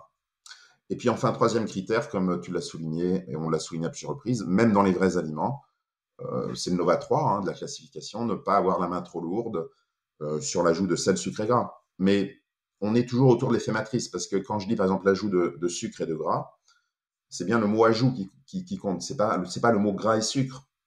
C'est le fait qu'il soit ajouté qui pose problème. Parce que, par exemple, un fruit séché contient de 4 à 5 fois plus de sucre pour 100 grammes qu'un soda. Et pourtant, des études ont associé une consommation régulière de soda au diabète de type 2 et pas aux fruits séchés. Donc, si je te dis de ne pas manger trop sucré, tu vas prendre normalement le soda. Et pourtant, il faut bien prendre les fruits séchés. Pourquoi? Parce que dans les fruits séchés, tu as des sucres naturels qu'on appelle, d'un point de vue scientifique, des sucres matriciels. C'est-à-dire qu'ils sont naturellement présents dans une matrice qui est solide, qui demande de la mastication, qui apporte des fibres, des minéraux. Donc, les sucres sont en interaction avec d'autres composés dans la matrice. dans le soda, c'est des calories vides, sans micronutriments associés, des matrices ultra transformées et liquides, donc moins rassasiantes. Et ce sont des sucres ajoutés, libres, donc avec des index glycémiques plus élevés. Donc on voit bien ici que le mot clé n'est pas le mot sucre, entre le fruit séché et le soda, mais la nature de la matrice dans laquelle est le sucre. Ouais, on revient à la matrice, c'est Donc, en vraiment, fait, un aliment sain n'est pas un aliment équilibré nutritionnellement. Ça n'existe pas à part le lait maternel, d'où le manger varié. On dit de manger varié parce que tous les aliments sont déséquilibrés. Un aliment sain est un aliment dont la matrice est la mieux préservée possible et donc l'aliment le moins transformé possible. Pour être évidemment, et je termine là-dessus, pour être évidemment bon, parce que le plaisir, c'est ce qui nous fait acheter un aliment, comestible évidemment, et sûr d'un point de vue sanitaire, c'est très important. Voilà. C'est ça un aliment sain. Et donc de croire que c'est un aliment équilibré nutritionnellement n'entraîne que de la confusion et ne fait que soutenir la malbouffe, parce que les gens vont vous vendre des aliments ultra transformés qui vont vendre comme équilibrés nutritionnellement. ouais. Ouais, OK, d'accord, ça va donc tout ce qui est je pense aux fameuses, aux fameuses barres qui contiennent un seul repas ou alors on va pouvoir manger en 10 minutes avec OK. Ça c'est complètement à proscrire C'est et l'ultra transformé qui laisse à penser aux gens que la santé de l'aliment est liée aux nutriments, alors qu'en fait non, c'est lié, comme je donnais l'image de la voiture, hein, c'est la qualité de la voiture qui va donner la valeur aux nutriments. J'aime bien dire la matrice alimentaire, hein, qui est le résultat de l'interaction des constituants. Hein. Par exemple, une pomme a une matrice ronde, une compote une matrice visqueuse et un jus de pomme une matrice liquide. J'aime bien dire la matrice gouverne et les nutriments obéissent. Le nutriment, ouais, il est neutre. Et selon la qualité du véhicule qu'a la matrice, il peut être bénéfique ou non ah bénéfique. oui, Par exemple, et c'est très bien montré avec les féculents, plus la matrice des féculents est dégradée, plus l'index glycémique est élevé, plus ça peut entraîner des hyperinsulinémies. Et pourtant, la composition est la même. On peut prendre l'image d'un barrage, je trouve, qui est assez parlante. Si vous considérez que l'eau du barrage, c'est les glucides dans le féculent, et que le barrage, c'est la matrice qui va réguler l'eau, qui va réguler la distribution de l'eau. On fait l'erreur de se focaliser sur l'eau, alors qu'il faut se focaliser sur la qualité du barrage. Pourquoi? Parce qu'un barrage de qualité, ben, l'eau, donc les glucides, donc les nutriments, là deviennent bénéfiques. C'est-à-dire que on va pouvoir arroser et apporter de l'eau aux plantes, aux cultures, de manière régulée. On va pouvoir apporter de l'eau à la population de manière régulée et de l'électricité de manière contrôlée et régulée. Donc une matrice de qualité régule et donne le caractère bénéfique au niveau métabolique des nutriments. Par mmh, contre, si ce barrage cède d'un coup, la composition est pourtant la même. Mais là, toute l'eau va sortir d'un seul coup. Et là, c'est l'effet inverse. C'est-à-dire que ces mêmes nutriments deviennent délétères. C'est-à-dire que inondation, donc plus de culture, plus à manger, bah, même pourquoi pas des décès, des gens qui peuvent être noyés. Ne parlons pas de l'apport de l'eau et de l'électricité. Tout est dérégulé. Donc, voilà. Donc, ne nous trompons pas de cible. Arrêtons de regarder de manière excessive les nutriments. Ça ne veut pas dire qu'il ne faut pas s'y intéresser, bien évidemment. C'est important aussi d'apporter les besoins, l'équilibre nutritionnel à l'échelle d'un repas, mais pas d'un aliment, pour remplir ses besoins nutritionnels. Mais mmh. focalisons-nous sur la matrice. Donc, avec les deux analogies, c'est la voiture ou le barrage. Voilà. Et une fois qu'on a compris ça, bah, ça change tout. Et puis là, les choses deviennent assez limpides, en fait. Ah oui, c'est assez intéressant parce que c'est vrai que moi, des fois, je vais regarder, par exemple, un aliment, le nombre de protéines qu'il a. Cet aliment peut avoir beaucoup de protéines et avoir un effet moindre et beaucoup plus, pas dévastateur, un effet beaucoup plus nocif qu'un élément qui sera vrai, qui sera brut, mais qui a beaucoup moins de protéines et que là, vraiment, la protéine va pouvoir, exploiter son potentiel si je peux le dire comme ça, quoi. Oui, parce que par exemple, un isolat de protéines qui est un marqueur d'ultra-transformation, ça peut être des protéines de pois, soja, protéines de lait. euh, on n'a pas de recul à long terme sur l'ingestion massive de ces isolats, parce que dans isolat de protéines, les gens voient protéines parce qu'on est obsédé par les nutriments, le réductionnisme. On pense que c'est les nutriments qui sont la valeur de l'aliment. Ouais, ouais. Non, Mmh. il faut regarder le mot isolat, parce que isolat veut dire isolé, donc c'est des protéines qui n'ont plus de matrice. Et ouais. Et on n'a pas de recul. Par exemple, est-ce que d'ingérer à travers ces steaks végétaux, là nouveau, ou ces végétaux, autant d'isolats de protéines de pois et de soja, est-ce qu'à long terme, on est sûr que ça ne va pas créer des hypersensibilités, certaines formes d'intolérance? On ne sait pas. Ah oui, on sait Par pas, ouais. exemple, l'hypersensibilité au gluten non cœliaque, est-ce qu'elle n'est pas due au fait d'avoir utilisé massivement des isolats de gluten un peu partout, comme texturants, dans les sauces, comme liant, dans les pains surgelés ultra transformés? On ne sait pas. Donc, attention, dans l'aliment, c'est pas les nutriments qui donnent d'abord l'effet santé de l'aliment, c'est la qualité des liens qui unissent les nutriments. C'est le mot lien dans l'approche holistique. Et on dit souvent d'ailleurs que le lien, c'est la vie, hein, d'une manière un peu plus éthique et philosophique, que le lien, c'est la santé et que le lien, c'est la résilience. Donc en fait, c'est le lien. Et voilà, je pense que si on devait résumer la grande erreur qui a été commise ces dernières décennies, c'est qu'on s'est focalisé sur les parties ou les nutriments au lieu de regarder la qualité des liens et donc de la matrice. C'est intéressant. OK. Est-ce que enfin, avec ce que tu dis, les pâtes, c'est à proscrire aussi du coup? Parce que c'est issu d'un processus de transformation assez élevé, de Les pâtes alimentaires, ça ouais, avait les dit pâtes ça. alimentaires. Ah non, pas du tout. Alors moi, j'ai fait ma thèse sur les pâtes, justement, donc je connais bien les pâtes. Non, non, les pâtes alimentaires, c'est du peu transformé. C'est pas de la cuisson-extrusion, c'est une extrusion simple à des températures qui sont beaucoup plus inférieures. Et c'est au contraire, cette extrusion douce va donner à la semoule de blé dur des formes un peu plus compactes et vont transformer justement la semoule en une source de sucre à index glycémique modéré à bas. Donc c'est pour ça qu'on dit que les pâtes alimentaires sont des sources de sucre lent. Alors après, évidemment, la cuisson peut jouer, hein. Plus c'est cuit, plus l'index glycémique est élevé. Ouais, OK. Mais non, non, les pâtes alimentaires font partie de ces aliments qui sont de très bonne qualité. Donc si on reprend l'image du barrage, puisqu'on est dans des glucides, on va dire que le barrage, c'est la matrice des pâtes qui est conférée notamment par le réseau de gluten, qui va permettre une libération des glucides très progressive. Voilà, donc c'est un peu comme si le barrage était le réseau de gluten et l'eau, les glucides des pâtes alimentaires. Donc non, non, les pâtes alimentaires, c'est à consommer, je dirais, sans modération. OK. OK, très bien. Bon, bah, parfait pour tout ce volet d'ultra transformation. C'est très clair et j'ai appris pas mal de choses. Merci. Comment, comment on fait alors aujourd'hui pour bien manger, pour bien modifier enfin voilà, pour avoir prendre des décisions beaucoup plus éclairées aujourd'hui sur notre cuisine. Donc, tu parlais de la règle des 3 V, de pas prendre de pas se, enfin de prendre des choses qui sont le plus brutes possible avec une liste d'ingrédients qui est la plus courte possible.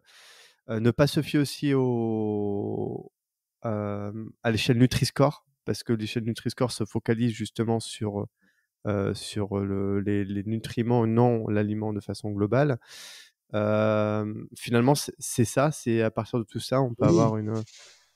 tout à fait, c'est une question importante. Donc c'est une question qu'on s'est posée parce que ce qu'on voulait, c'est comment développer comment dire, oui, une règle ou comment caractériser l'alimentation, le lien entre l'alimentation préventive humaine et la santé humaine et même globale. Donc, on s'est dit quelles sont les règles qui régissent cette relation. Donc, on est toujours dans le lien. Parce qu'on voulait réduire le fossé entre les sachants et les non-sachants. Parce que l'approche par les nutriments réductionnistes, voire ultra-réductionnistes, crée des sachants, des gens très spécialisés dans les nutriments. Et ça crée un fossé. Et les gens sont amenés à se reposer sur des bac+5 à bac+8, sachant pour savoir comment bien manger. Pour moi, c'était pas une situation normale parce que bien manger, c'est comme bien conduire, bien écrire, bien lire, etc. C'est quelque chose qu'on fait tous les jours, donc qui doit être accessible au plus grand nombre sans avoir fait d'études. Et donc, on voulait voir si on pouvait pas développer un outil que les gens pourraient s'approprier facilement.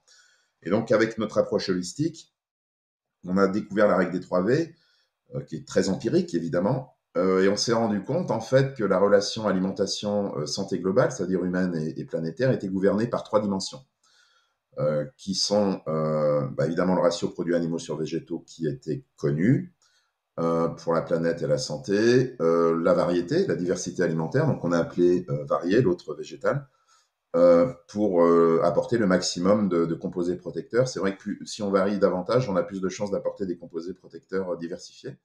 Et on a rajouté une troisième règle ou dimension qui était le chaînon manquant et qui était la plus importante de toutes, malheureusement, et qui avait été négligée, c'est-à-dire le degré de transformation.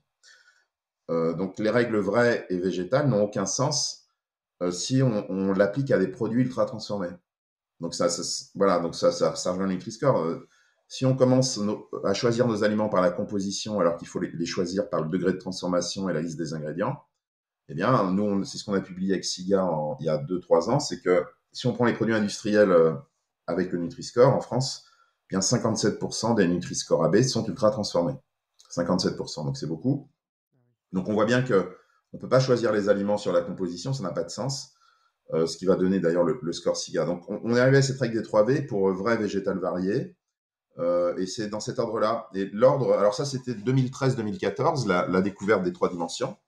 Et puis il y a 2 ans, on a découvert qu'il y avait une hiérarchie qu'on n'avait pas vraiment bien appréhendée au départ.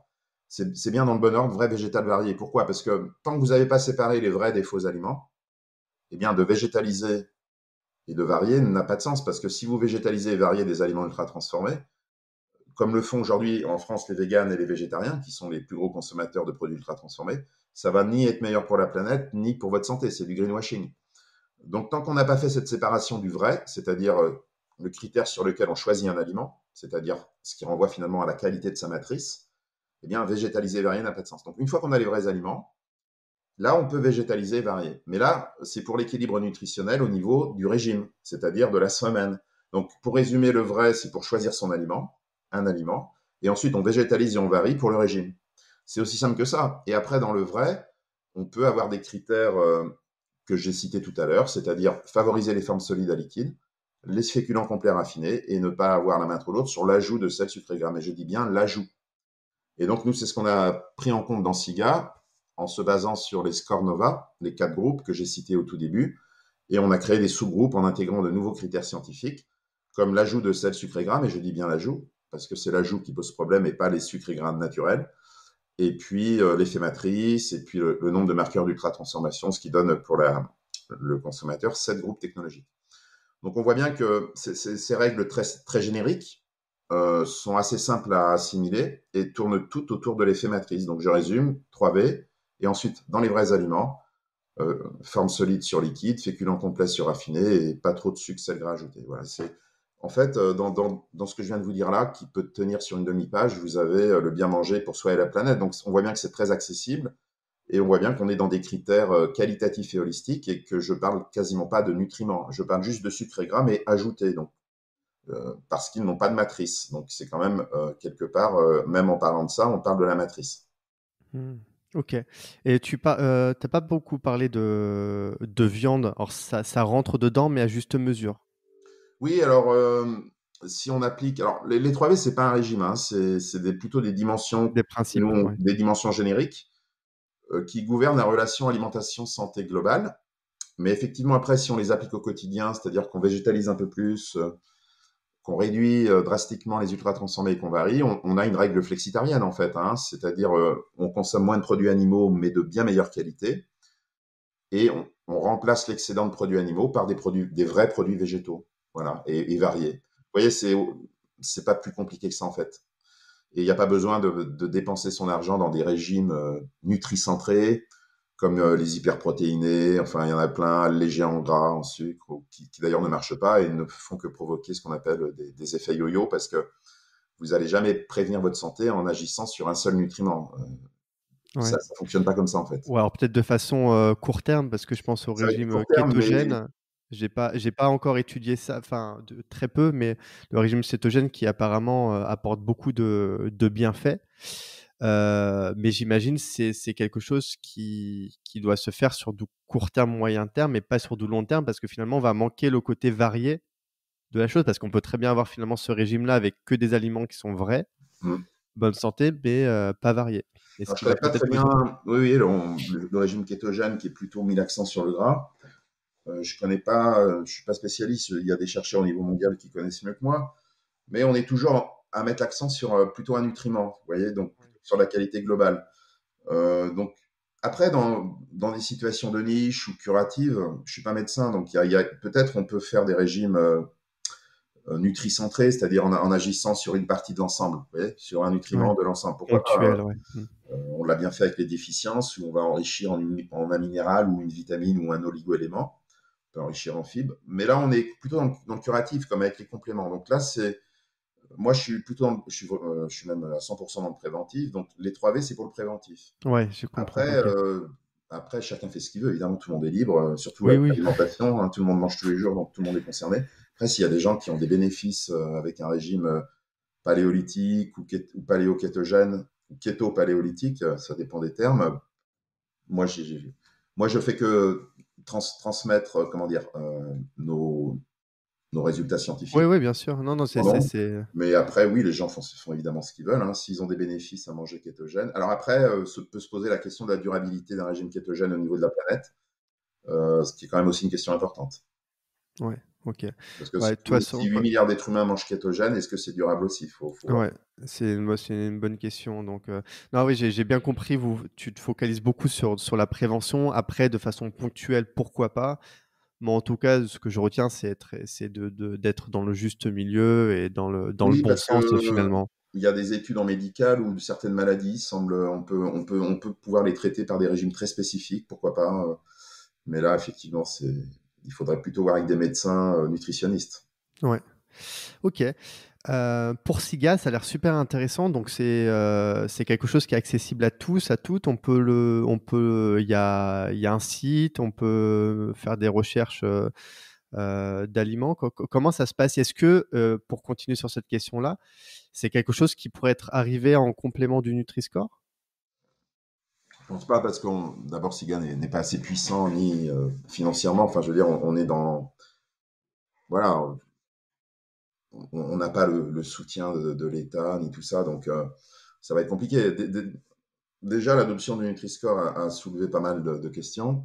Alors, moi, je suis contre les scores de composition pour des raisons scientifiques, parce que je pense que les scores de composition, notamment agrégatifs, euh, les deux plus connus, c'est le Health Star Rating en Australie et puis le Nutri-Score en France, et on agrège quelques parties en une somme. Pour moi, c'est surtout ce qu'il ne faut pas faire en termes de scoring alimentaire, parce que on s'oppose à tous les principes de base des sciences alimentaires. C'est-à-dire, on ne prend pas en compte l'effet matrice, le degré de transformation. Ça stimule l'ultra-transformation parce que pour avoir des bonnes notes, les gens modifient les formules pour, et parfois ultra-transforment encore plus. Hein. Moi, j'ai vu de la chimie comestible Nutri-Score A. Donc, le Ouais. problème, c'est qu'on est en train de donner un label à des aliments ultra-transformés qui sont de la chimie comestible et sur lesquels il ne faut pas aller. Donc voilà, et puis comme je dis, à partir du moment où on sait qu'un aliment sain n'est pas un aliment équilibré nutritionnellement, les scores de composition ne servent pas à grand-chose et même vont être à long terme contre-productifs, comme d'ailleurs on commence à l'observer aujourd'hui où ça stimule l'ultra-transformation, parce que si vous voulez, le logiciel de pensée derrière ces scores agrégatifs, c'est le même qui a amené à l'ultra-transformation, c'est-à-dire l'ultra-réductionnisme, réduire à quelques nutriments un aliment. C'est le même, donc en fait, les scores agrégatifs et l'ultra-transformation, c'est les deux faces d'une même pièce. Et le corps de la pièce, c'est la pensée ultra-réductionniste. Donc, si vous voulez, on ne peut pas prévenir les maladies chroniques qui ont été notamment générées par cette pensée ultra-réductionniste qui a entraîné le fractionnement des aliments avec la même pensée. C'est pas possible. Il faut revenir à des scores holistiques. Ok. Et aujourd'hui, c'est Nova, qui est surtout beaucoup utilisé d'un point de vue académique, beaucoup, d'un point de vue éducatif, ça marche très bien. Après, pour le consommateur, nous, on a pensé que SIGA était plus précis et avait une granularité plus fine. Donc, vous pouvez aller voir le site SIGA, évidemment, sur Internet. Ouais, je le Et mettrai. puis, mais là, SIGA est intéressant parce qu'il combine alors à la fois Nova des Brésiliens, mes travaux sur les approches holistiques et réductionnistes, et puis sa propre expertise sur une liste exhaustive des marqueurs d'ultra-transformation. Donc, on Ça arrive à un semble bien sur score. le papier. Voilà, on a corrigé les deux erreurs que je mentionnais au tout début, c'est-à-dire ne pas faire que du réductionnisme et aller du global au spécifique.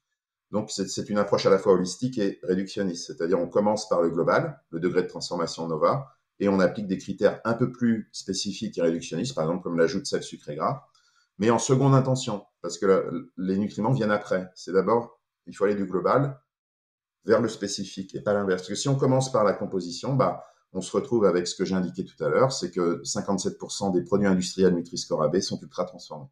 Ce qui fait Donc, qu'on va on retrouver peut pas choisir, des on peut pas céréales. choisir. Voilà, on peut pas choisir dans l'autre sens, ça marche pas. Hmm. Ouais, c'est pour ça des fois je rigole quand je vois les paquets de céréales Nutri-Score A, alors que derrière c'est que des trucs ultra Alors, ça arrive transformés. à ça les erreurs conceptuelles que je mentionnais au tout début, ça amène à ça.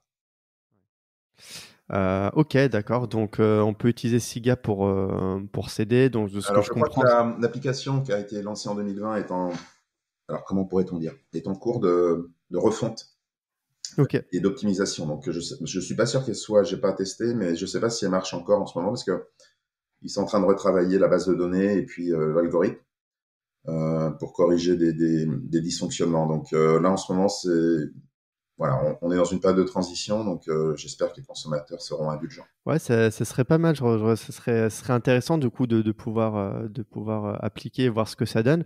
Euh, mais du coup, tu penses quoi de Yuka ou d'autres applications? Est-ce qu'eux, ils sont Ah, du coup dans le... Parce qu'ils regardent au niveau des... je sais pas, qu'est-ce que tu en penses?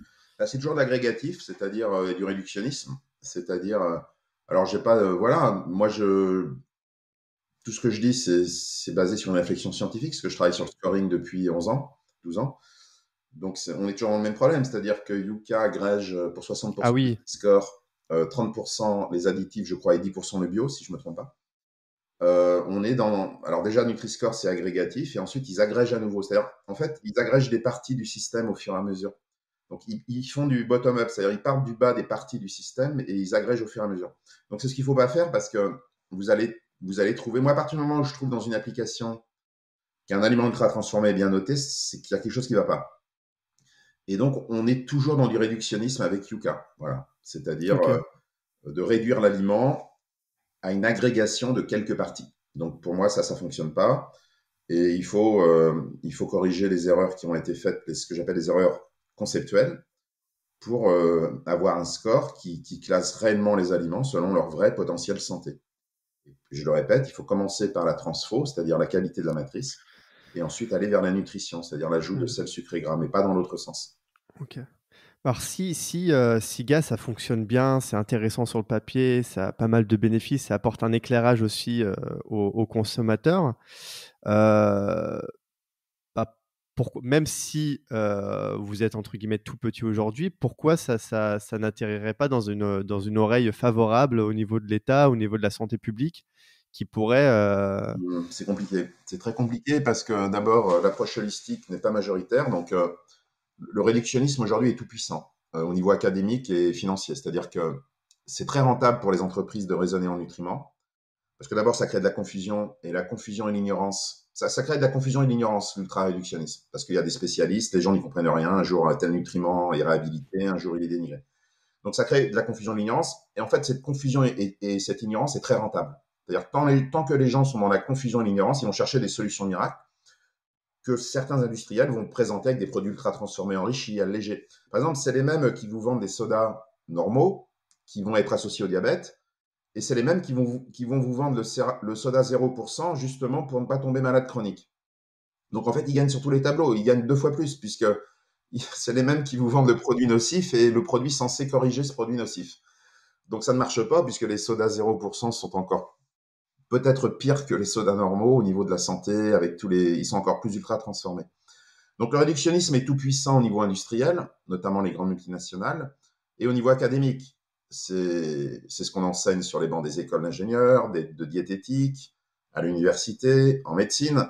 C'est un enseignement essentiellement, enfin beaucoup trop nutricentré. Donc face à un tel pouvoir académique et financier, nous, SIGA, on est dans la rupture, c'est-à-dire on prône une approche holistique. Donc c'est compliqué, c'est très très compliqué parce que on a un pouvoir qui est aujourd'hui, pour l'instant, très, très minoritaire.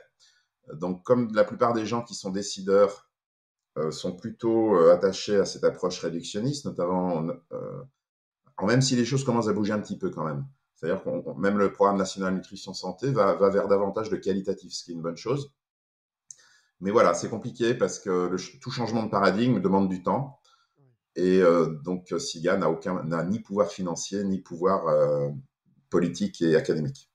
Oui, mais après, j'imagine, il y a quand même un intérêt. Après, ça dépend sous quel angle ils veulent se placer. Mais si c'est un intérêt au niveau de la santé, j'imagine que ça peut bénéficier autant au niveau de l'individu qu'au niveau de la société Oui, et du système de santé. Enfin, je veux dire, bon, ouais, après, mais quand vous avez j'imagine des que c'est... intérêts, je comprends ce que tu Ouais, veux dire, mais quand vous avez de tels intérêts financiers ou des conflits d'intérêts dans des gens du public, par exemple des politiques ou des académiques qui sont en conflit d'intérêts, ouais.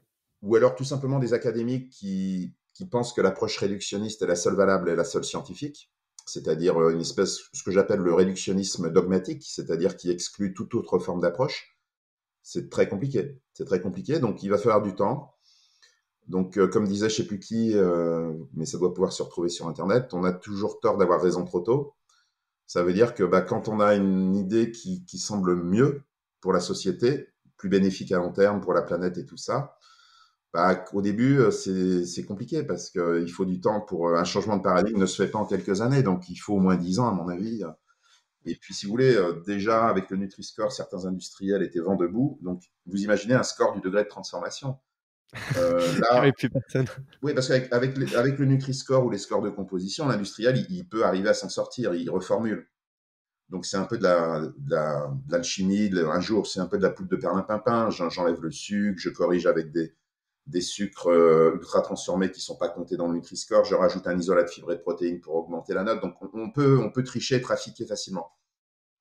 Par contre, avec un score du degré de transformation, comme il est qualitatif, on ne peut pas tricher. C'est soit il y a un marqueur, soit il n'y a pas de marqueur. Alors qu'un score réductionniste et quantitatif, je dis ça comme ça, hein, mais si par exemple pour passer de Nutri-Score C à B, il faut passer de 4,99 à 5,01 pour une teneur d'un nutriment, ça ne changera rien, mais la note va changer. Donc, Ouais. c'est très facile de tricher, de contourner quand on est dans le quantitatif. Voilà. Alors que quand on est dans le qualitatif et l'holistique, non, parce que c'est des critères. Donc, soit le critère est présent, soit il n'est pas présent. Vous ne pouvez pas dire qu'il va être présent à 90%. Voilà. Donc, soit il y a l'additif cosmétique, soit il n'y a pas l'additif cosmétique. Donc là, c'est une autre paire de manches. Et je peux vous dire qu'on est très loin à mon avis, on n'est pas arrivé au niveau européen, en tout cas, à avoir un score du degré de transformation sur les aliments industriels. Pourtant, c'est ce qui serait le plus efficace pour la santé humaine et la planète. Ouais. Ouais, OK, je comprends, ouais, donc c'est un peu compliqué, mais de ce que peut-être je peux sentir de tout ça, c'est que, finalement ça revient en fait, c'est une affaire d'éducation et vous aurez peut-être tout intérêt à plus éduquer les gens C'est et que ça. les personnes, Oui, oui, fassent un choix éclairé c'est ça. que plutôt, aller de front et Exactement. Oui, oui, et c'est ce que je pense aussi. De toute façon, partir en guerre n'a jamais été la solution. Je pense qu'il faut plutôt lutter contre la confusion et l'ignorance.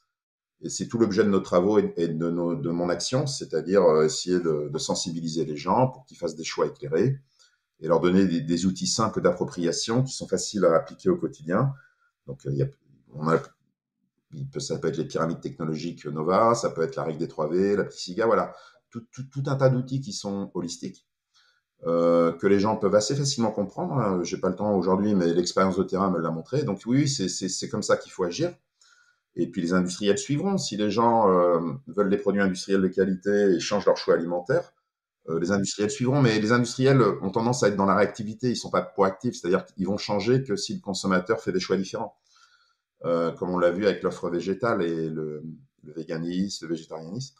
Mais d'eux-mêmes, ils vont pas naturellement transformer leur aliment ultra transformé en non ultra transformé. ouais. Donc Mmh. oui, oui, vous avez raison, c'est exactement ça, oui.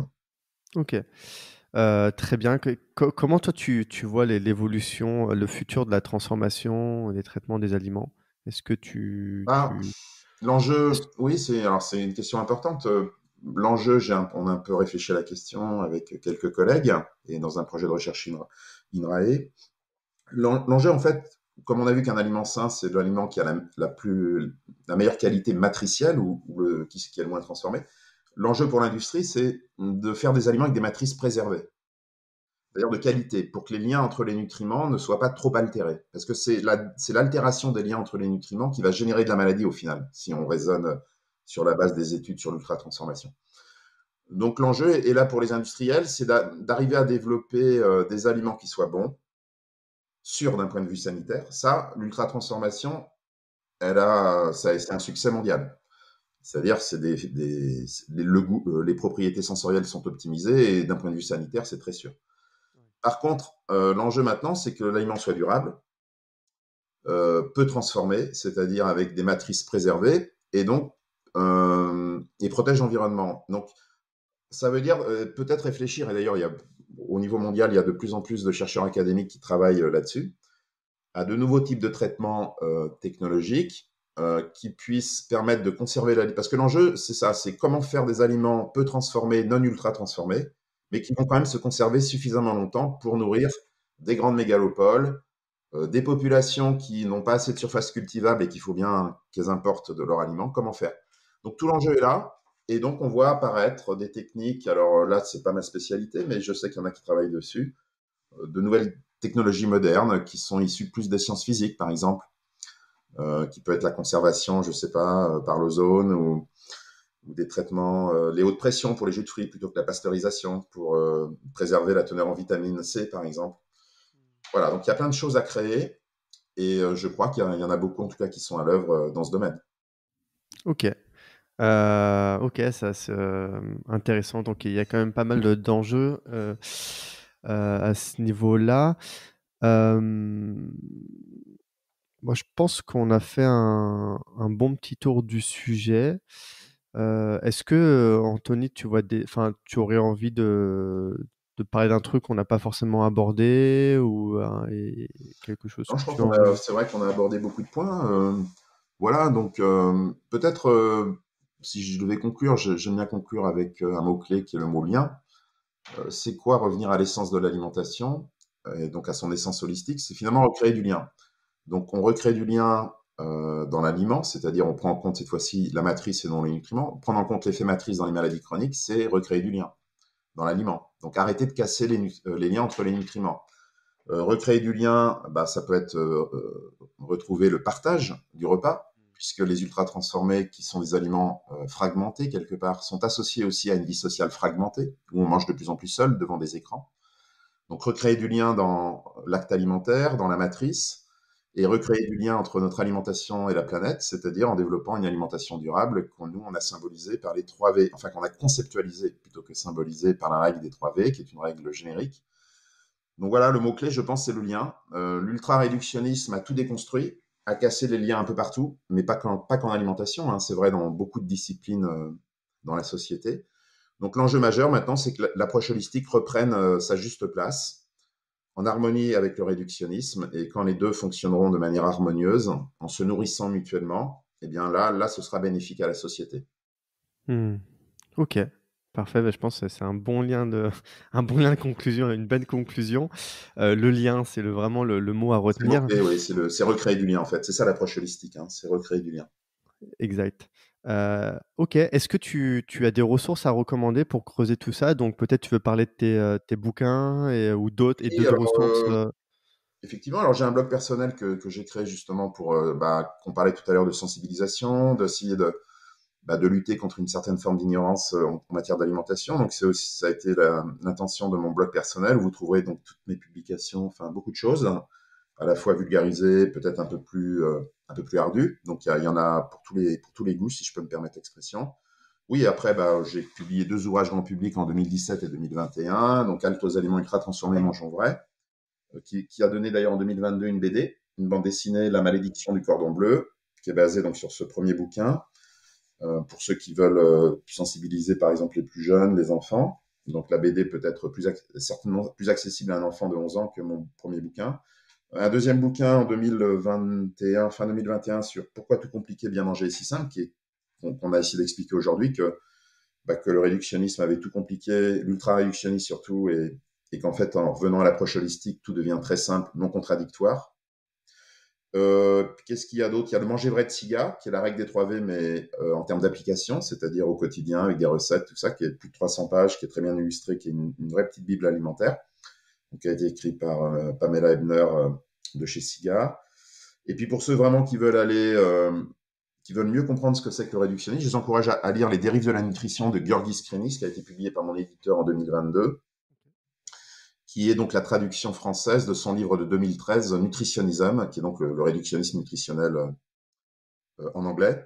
Et là, en lisant ce bouquin, ce qui est intéressant pour ceux vraiment qui veulent bien comprendre la situation actuelle, c'est que vous allez avoir les clés pour mieux comprendre pourquoi on est arrivé à un tel niveau de confusion aujourd'hui, pourquoi Ouais, on en est c'est arrivé là. intéressant, ouais, effectivement.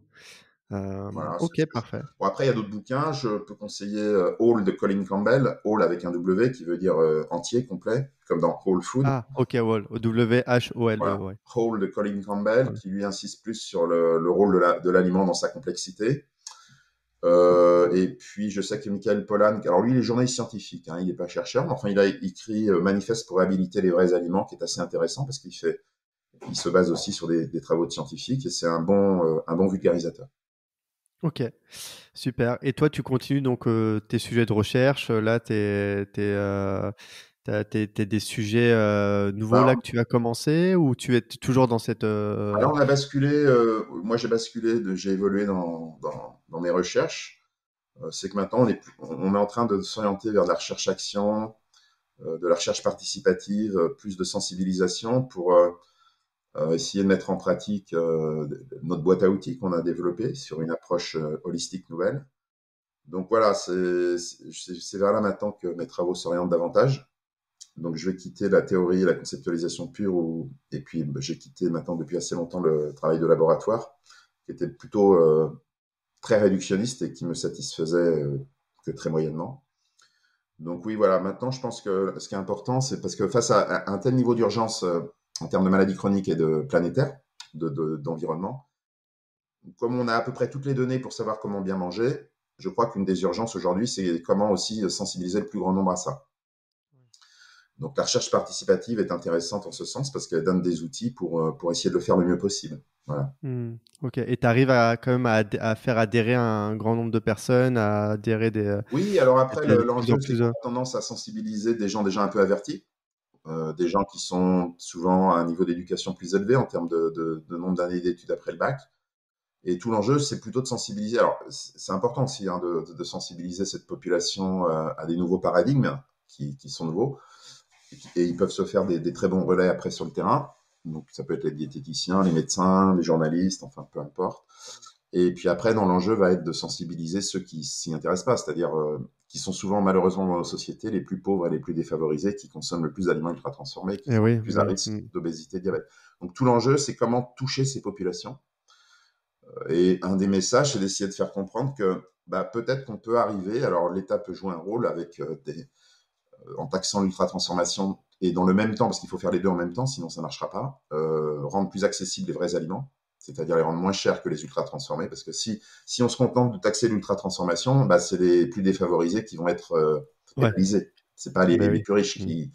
qui ont l'argent pour souvent acheter beaucoup au marché ou plus d'aliments bruts. Donc c'est aussi sensibiliser à ça, puis quand même essayer de démontrer qu'on peut faire un panier repas de qualité pour un prix à peu près similaire à un panier qui serait riche en produits animaux et ultra transformés.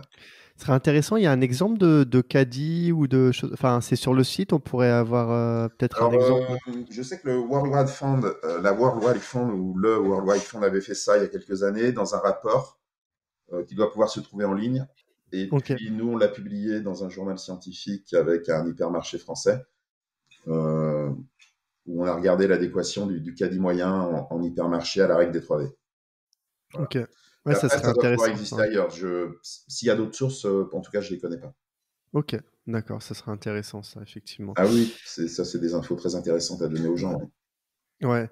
Et, euh, et peut-être un conseil quand on fait des courses, c'est déjà d'avoir une liste en amont et pas faire les courses sans liste parce Bah que ouais, sinon on se retrouve et puis, et le ventre vide. oui, puis aller vers des aliments qui sont pas plus chers. Un yaourt nature, c'est pas très cher. Des pâtes alimentaires, c'est pas très cher. Euh, vous avez aussi des conserves de qualité. Hein. La conserve n'est pas forcément un mauvais aliment. Ou par exemple, des légumes surgelés. Ou si vous achetez une boîte de lentilles en carton, c'est pas très cher. Les lentilles, c'est plutôt bon pour la planète et la santé. Donc, c'est facile à cuisiner. Donc, voilà, c'est aussi réapprendre le goût des vrais aliments, le goût subtil des vrais aliments, qui a été perverti, entre guillemets, par des produits ultra transformés aux propriétés sensorielles optimisées, et qui sont des goûts exacerbés, faciles d'accès et peu exigeants, mais qui nous éloignent des goûts subtils des vrais aliments. Et ça, là c'est véritablement dramatique. Et ouais, parce que même nous, on se déconnecte de Exactement, soi, quoi, au final. Ok. c'est ça. Parfait. Merci beaucoup, Anthony Merci, Fardet, merci pour beaucoup. ta disponibilité, ton expertise, qui m'a permis de mieux comprendre les enjeux, mieux comprendre ce sujet sur les aliments ultra transformés. C'est vrai que là, j'ai une vision beaucoup plus globale de la chose et ça va me permet de creuser aussi davantage ce sujet. En tout cas, pour faire un petit récap, on a pu explorer du coup bah, la définition de ces aliments-là. Qu'est-ce qu'un aliment ultra transformé? On a vu cette notion de matrice qui était importante, beaucoup plus importante que le nutriment, les nutriments qui composaient cet aliment. On a parlé des impacts sur la santé, des étiquetages, des solutions pour mieux manger au quotidien, voilà, et discuter un peu des enjeux autour de tout ça. J'espère que cet épisode vous a permis d'en apprendre davantage sur ce sujet crucial pour notre santé et découvrir aussi des conseils pratiques pour améliorer votre alimentation et avoir une vision beaucoup plus globale des choses. En tout cas, si vous avez apprécié cet échange, tout comme moi j'ai apprécié, je vous invite à partager cet épisode autour de vous, à mettre une note positive sur cette émission pour décupler encore plus la portée de cette émission et aider aussi à éduquer beaucoup plus les personnes sur ces thématiques-là et en tout cas sur ce sujet-là qui est quand même assez important, surtout aujourd'hui.